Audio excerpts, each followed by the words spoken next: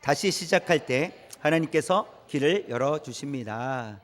네, 지난주에는 다시 시작할 수 있는 은혜라는 제목으로 이렇게 말씀을 이렇게 나눴었는데, 오늘은 다시 시작할 때 누가 길을 열어 주십니까? 하나님께서 길을 열어 주십니다. 성전 재건이 중단이 되었습니다.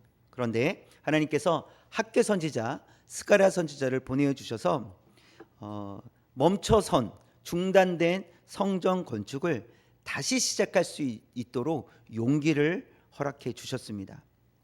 그렇게 용기를 얻은 백성들은 지도자를 중심으로 성전 건축을 다시 시작하게 됩니다. 에스라 5장 2절에 있는 말씀 시작. 이에 스알디엘의 아들 스룹바벨과 요사닥의 아들 예수아가 일어나 예루살렘에 있던 하나님의 성전을 다시 건축하기 시작하매 하나님의 선지자들이 함께 있어 그들을 돕더니. 네, 누가 도왔다고요? 하나님의 선지자들이 함께 있어 도왔다, 이렇게 말씀하시잖아요. 그리고 예루살렘 성전을 다시 건축하기 시작했다, 이렇게 말씀하고 있습니다. 자, 다시 시작은 했는데, 그러나 이 페르시아 왕이었던 이 다리오 왕에게서 조서가 다시 내려오기를 사실 기다리고 있는 중이었어요. 그래서 에스라 5장 6절부터 17절까지는 이 다뜨네와 스달보스네가 이 다리오 왕에게, 페르시아 왕에게 보고한 내용을 다루고 있고요. 이제 우리가 읽은 이 6장은 다리오 왕이 이제 조서를 내려서 다시 성전을 지어도 좋다라고 허락하는 내용으로 되어 있습니다. 그래서 그동안 멈춰 있었던 이 성전 공사가 다시 시작되는 것을 통해서 하나님께서 어떻게 길을 열어 가시는가, 하나님께서 길을 여실 때 어떤 방법으로 하시는가에 대한 것을 우리가 세 가지로 살펴보도록 하겠습니다. 우리 첫 번째 볼까요? 시작. 하나님께서 진실을 밝히십니다. 하나님께서 길을 열어 가실 때 진실을 밝히신다는 겁니다. 이 건축을 방해하는 대적자들이 뇌물을 주었습니다. 그리고 진실을 왜곡시킵니다. 뇌물을 주어서 뇌물을 받은 사람, 힘 있는 사람들에 의해서 성전 공사가 중단되게 하는 거예요. 그리고 불법이라고 자꾸 이야기하게끔 하는 것이죠. 또 거짓 소문들이 많이 있었습니다. 결국 시간이 지나면서 누가 진실을 이야기하는지 알 수 없을 만큼 사람들의 이야기가 너무 많아서 누가 진짜야? 누가 진짜로 얘기하는 거야? 누구 말이 맞는 거야? 라고 할 정도로 그렇게 말들이 많았다는 것이죠. 그래서 이스라엘 백성들의 입장에서 보면 지금 성전을 건축하는 것은 합법이에요. 왜냐하면 고레스 왕이 명령을 했고 그 명령을 따라 왔고 그리고 성전을 건축하기 있기 때문에 합법입니다. 자, 그런데 이 대적자들에 의해서 여러 가지 소문들이 나게끔 했는데 불법이라는 거예요. 불법이라고 소문이 난 거예요. 그러면 합법이냐 불법이냐 누가 진짜냐 라고 하는 이야기들이 많이 있었겠죠. 그래서 당시 예루살렘 주변 지역을 책임지고 있었던 총독 다뜨네와 스달보스네와 동료들이 이 페르시아 왕 다리오 왕에게 이것이 진짜인지, 누구 말이 진짜인지, 성전을 건축하라고 한 것이 실제로 왕에게, 고레스 왕이 명령한 것이 맞는지를 확인해 주십시오라고 글을 올렸어요. 그리고 그 글을 기다리고 있었고, 우리가 오늘 읽은 말씀을 통해서 이제 다리오 왕이 확인한 이후에 그 조서를 내린 내용을 이제 기록을 하고 있습니다. 그래서 이 다리오 왕은 고레스 왕, 자기 선조 대왕 왕이었던 고레스 왕이 조서를 내렸었고, 그리고 성전을 건축하도록 허락했다는 것을 확인하게 됩니다. 그 내용을 3절과 4절에서 다루고 있는데요. 붉은 글씨로 보면 시작. 고레스 왕 원년에 조서를 내려 이르기를 이 성전 곧 제사 드리는 초소를 건축하되. 4절 볼까요? 시작. 그 경비는 다 왕실에서 내리라. 보시면 3절에서 고레스 왕 원년에 조서를 내렸다라는 사실이 이제 드러나게 돼 있고요. 또 제사 드리는 처소, 성전을 건축해도 좋다, 건축하라는 명령이 있었다는 것을 확인하게 됩니다. 뿐만 아니라 그 모든 경비, 들어가는 비용을 다 어디서 댄다고요? 왕실에서 되리라. 페르시아 왕실에서 되리라. 이렇게 기록되어 있었다라는 사실입니다. 즉 진실이 드러나는 순간이에요. 진실이 드러나는 순간. 또한 진실만 드러난 것이 아니라 이 당시 페르시아 왕 이 다리오가 성전을 건축해도 좋다는 것을 건축하는 것이 정당하다라는 것을 공적으로 증명해 주었습니다. 여러분, 왕이 공적으로 증명해 주었다면 막을 사람이 있겠습니까? 아무도 막을 수 없다라는 것입니다. 그래서 왕이 증명해 주었으니 이제는 문제가 없는 거예요.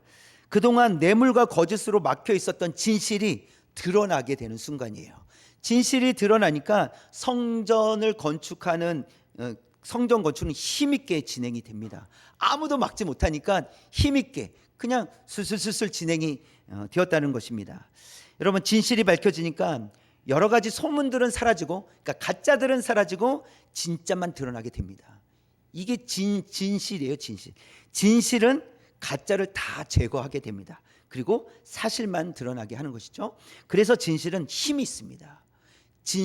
이 진리는 힘이 있습니다. 이것은 우리가 이 성도가 받은 구원과도 관련이 있어요. 그래서 진리는 성도를 변화시키시는 줄 믿습니다. 그러니까 진리에 의해서 우리가 변화되는 거예요. 근데 그 진리에 의해서 변화된다는 것은 확신을 가지고 살게 된다는 것입니다. 마치 이제 다리오 왕이 다시 조서를 내려 내가 확인했다. 그리고 고레스 왕이 명령한 게 맞다라고 공적으로 증명해 주니 막을 사람이 없는 것처럼 진리는 힘있게 나아가도록 하는 것이죠. 그래서 우리가 예수 그리스도를 믿음으로 진리를 얻어 힘있게 나아갈 수 있게 되었다라는 사실입니다. 그래서 우리가 받은 구원은 약한 것이 아닙니다. 우리가 받은 구원으로 인해서 우리는 힘있게 나아갈 수 있다는 것입니다. 이 세상은 죄로 인하여 영원한 죽음뿐이었습니다. 그러나 사람들은 다양한 생각을 가지고 있어요. 또 어떤 사람은 그냥 살다가 죽으면 끝이죠. 뭐 있겠습니까? 죽으면 끝이지. 뭐 다른 데는 없어요. 뭐 지옥과 천국 이런 거 없어요 라고 생각하고 주장하는 사람들이 있습니다. 또 어떤 사람들은 윤회 사상을 믿기 때문에 환생한다. 사람으로 환생하든 짐승으로 환생한다 라는 생각을 가진 사람들이 있습니다. 또 어떤 사람들은 외계인이 인간을 만들었다 이렇게 생각하는 사람들이 실제로 있어요. 그러니까 이 세상에는 여러 가지 사상과 주장들이 있습니다. 각기 자기 생각을 가지고 살아가고 있다는 사실입니다. 자, 그러면서 하나님께서는 말씀을 통해서 천지를 창조하셨다라고 드러내세요. 그러니까 하나님도 진리를 말씀하고 계시는 거예요. 여러 사람들이 자기 주장을 하고 있는데 하나님께서 주장을 하고 계시는 거예요. 내가 온 땅을 창조했다라고 선포를 하십니다.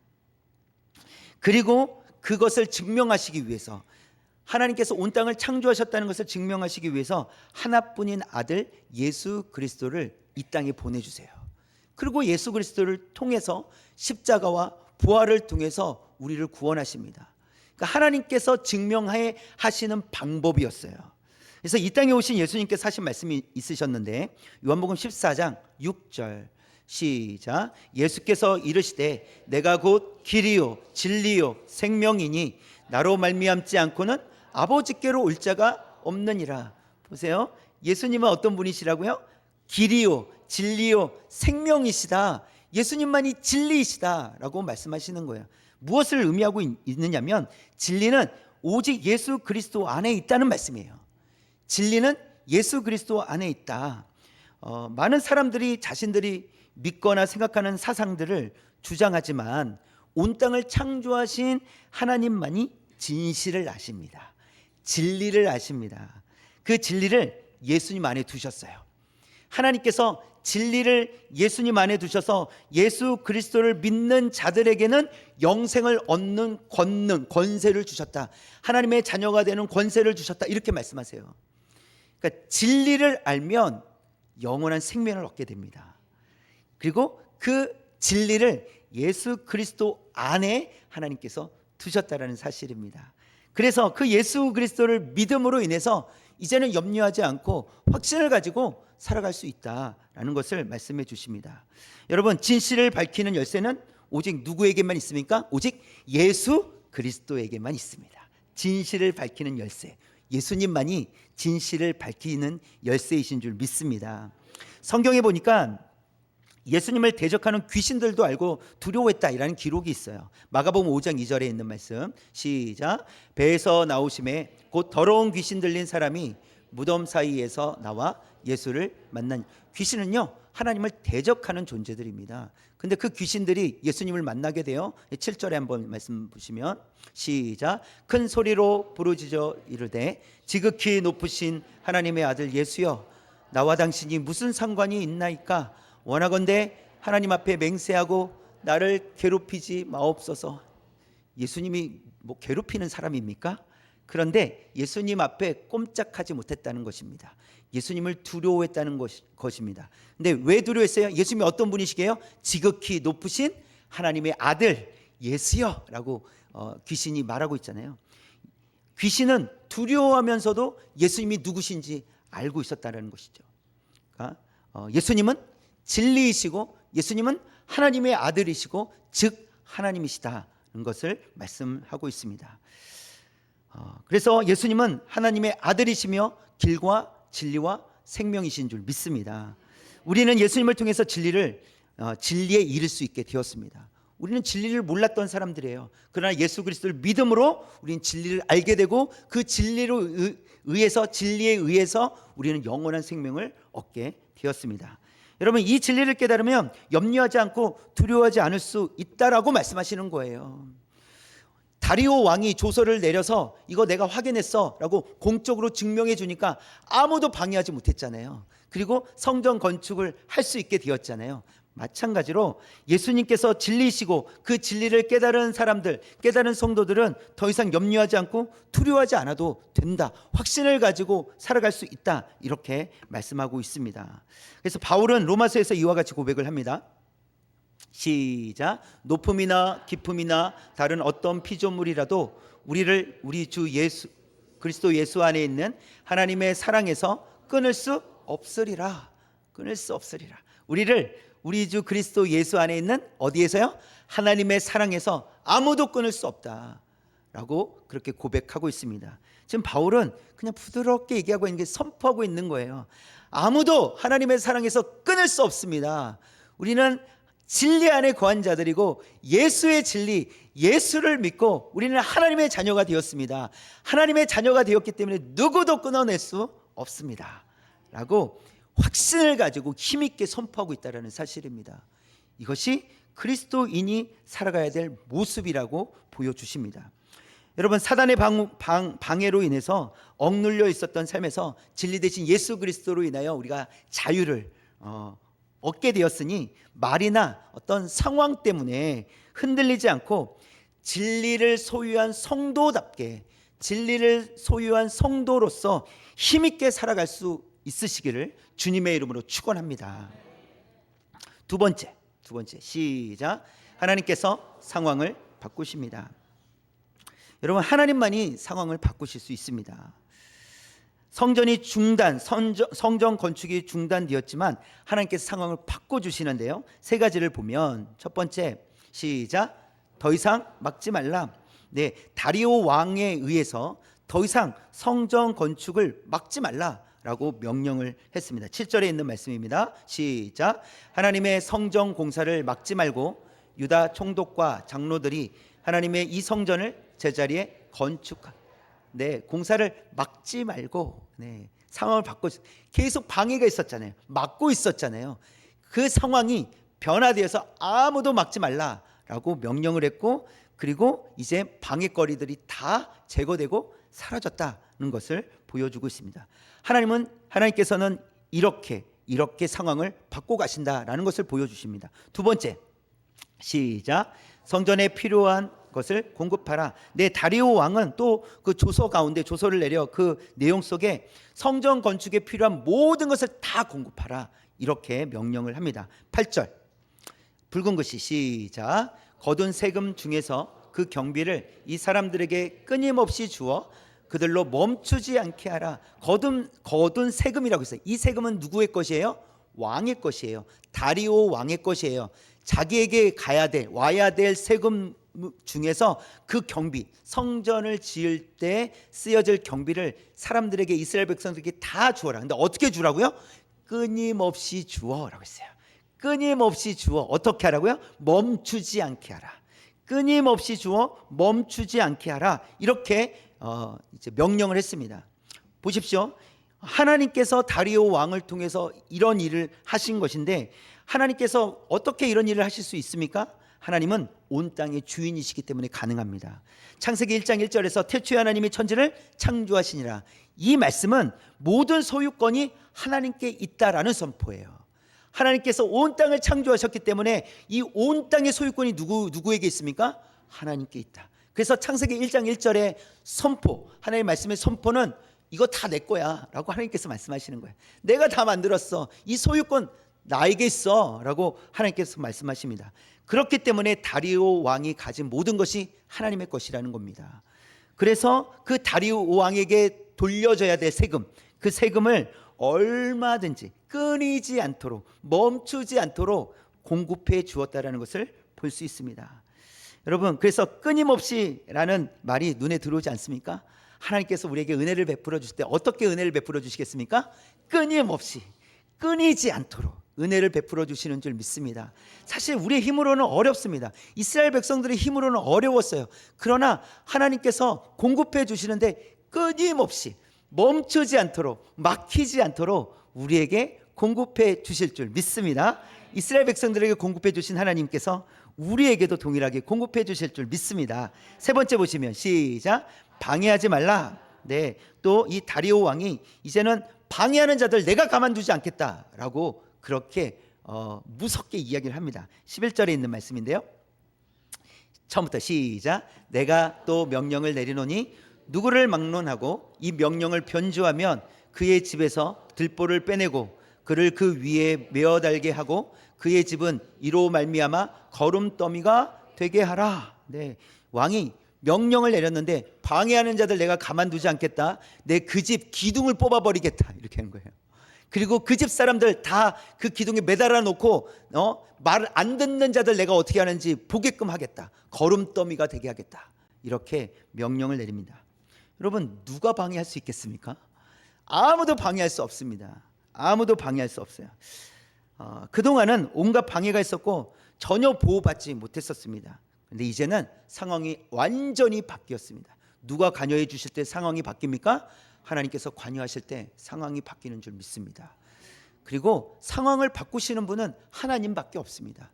여러분 우리가 스스로, 내가 스스로 뭔가 방향을 바꾸고 상황을 바꾸고 환경을 바꿔보려고 하잖아요. 안 됩니다.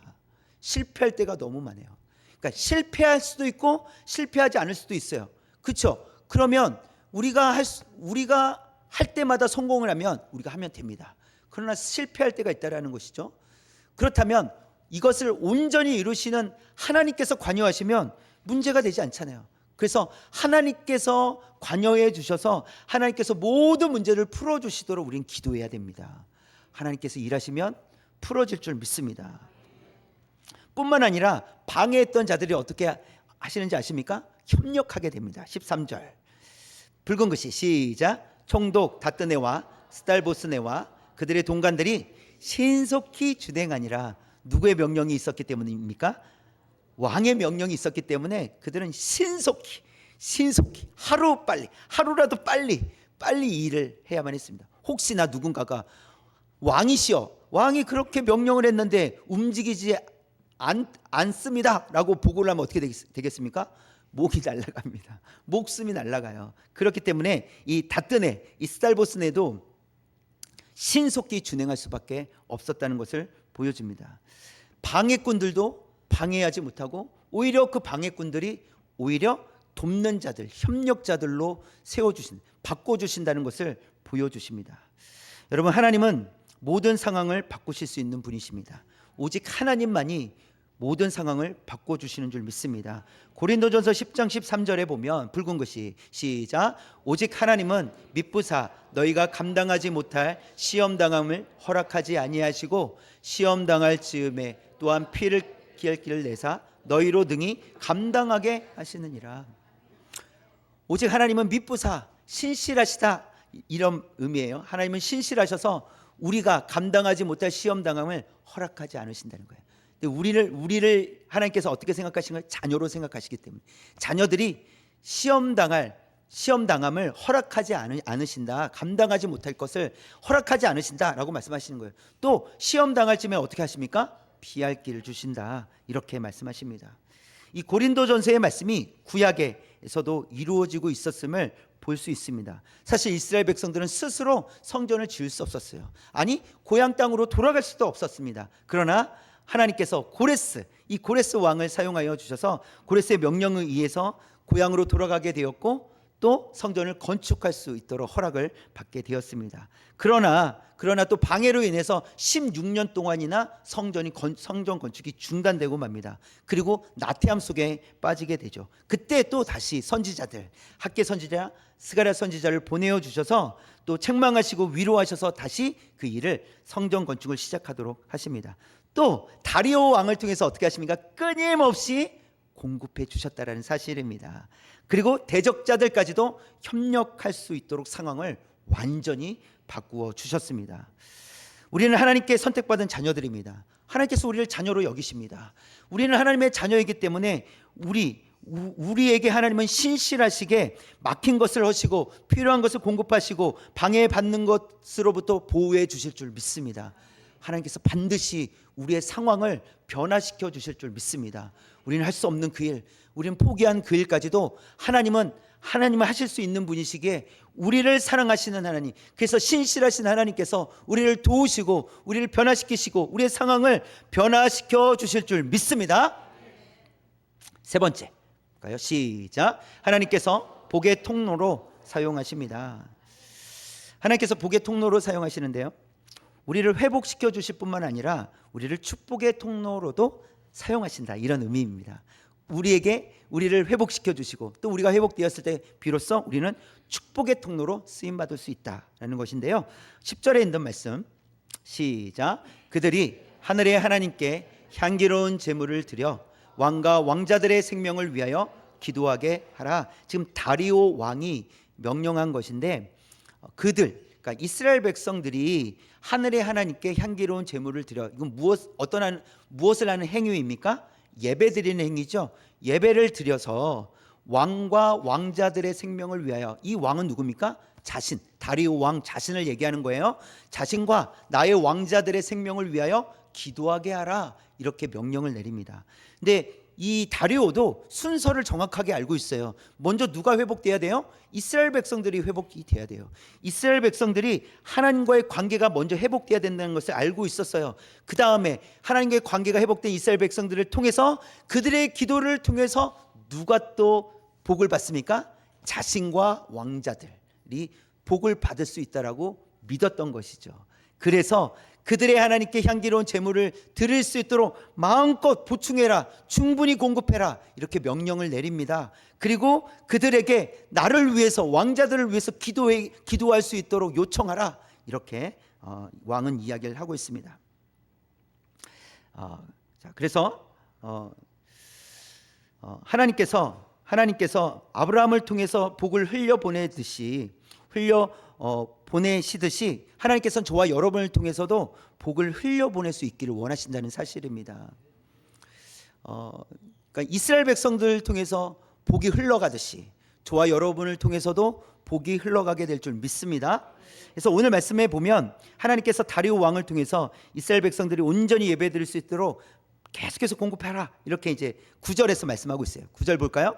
시작. 또 그들이 필요로 하는 것 곧 하늘의 하나님께 드릴 번제의 숫송아지와 순양과 어린 양과 또 밀과 소금과 포도주와 기름을 예루살렘 제사장의 요구대로 어김없이 날마다 주어라고 이렇게 말씀하고 있죠.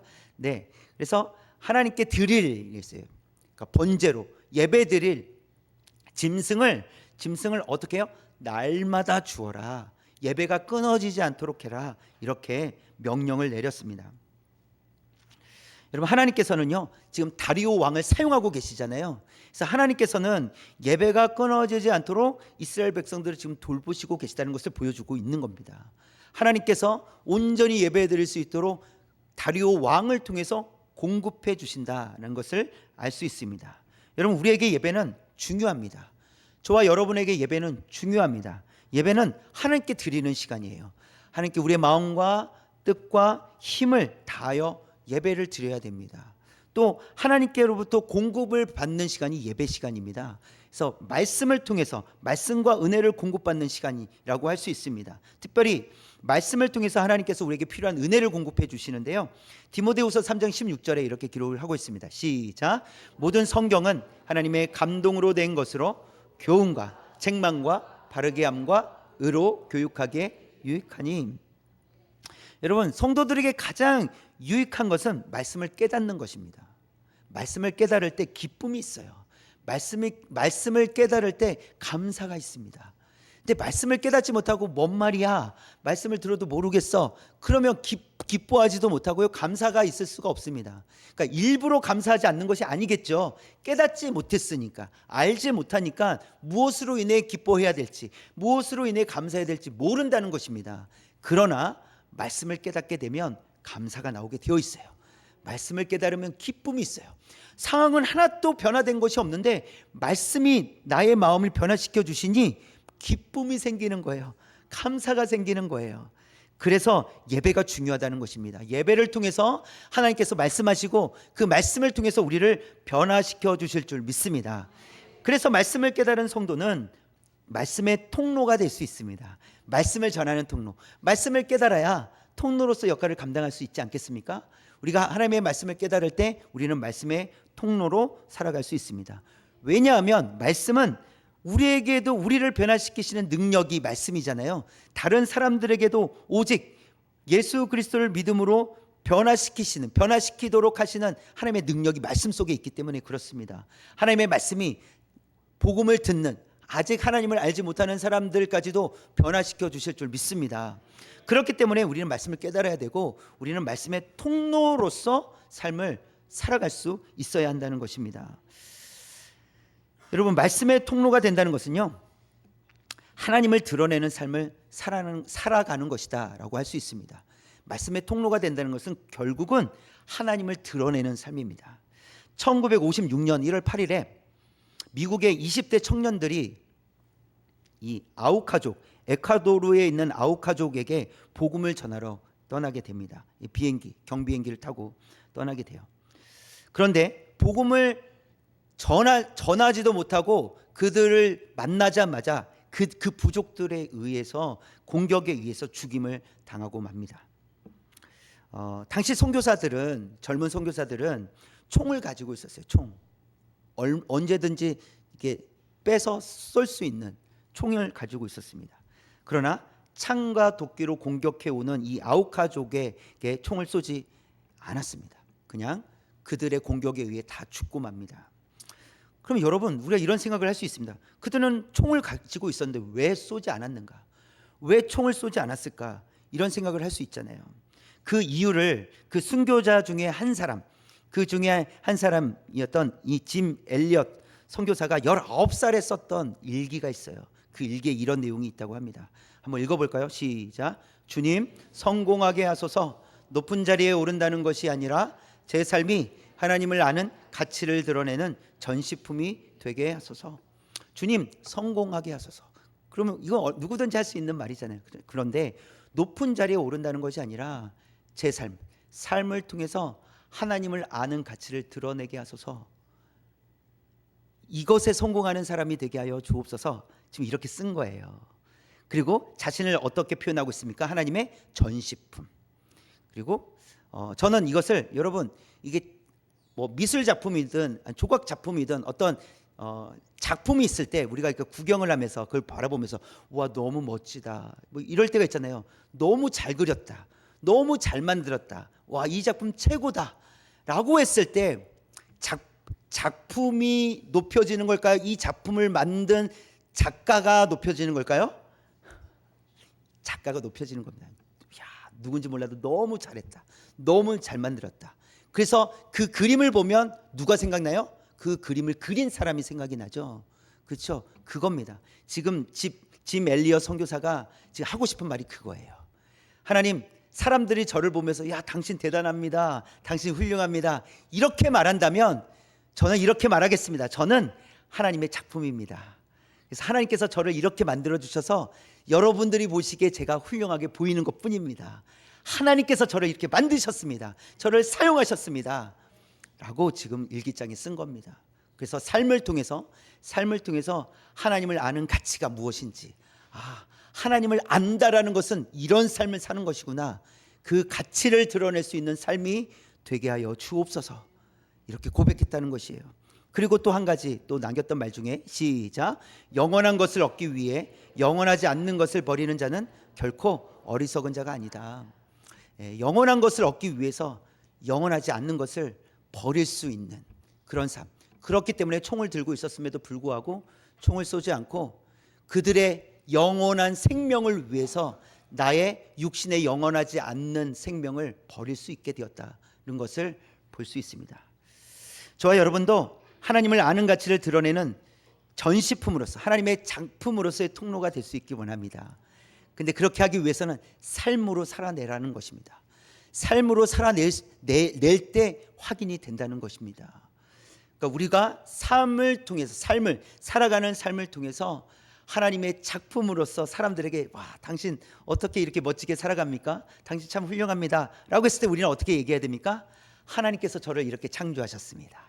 저를 이렇게 만들어 주셔서 저는 볼품없는 사람인데 하나님께서 저를 작품으로 사용하고 계십니다 라고 말할 수 있는, 삶으로 보여줄 수 있는 저와 여러분 되시길 원합니다. 또한 영원한 것을 위해서 영원하지 않은 것을 내려놓을 수 있는 성도로서 그렇게 하나님의 축복의 통로로 쓰임받는 저와 여러분 되시기를 주님의 이름으로 축원합니다.